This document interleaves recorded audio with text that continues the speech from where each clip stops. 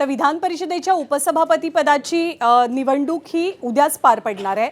या उपसभापती पदाच्या निवडणुकीत संख्याबळ कमी आहे महाविकास आघाडीचं, पण तरी सुद्धा महाविकास आघाडीनं निवडणुकीमध्ये सहभागी होण्याचा, निवडणुकीत उतरण्याचा निर्णय घेतलाय।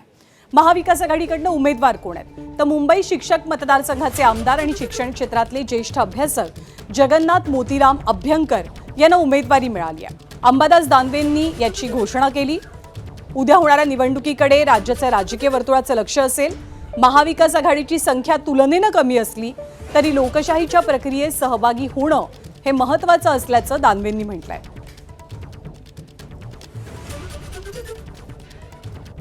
विधान परिषदेच्या उपसभापती पदाच्या निवडणुकीसाठी महाविकास आघाडीच्या वतीनं विधान परिषदेचे सदस्य, ज्येष्ठ शिक्षण तज्ञ असणारे,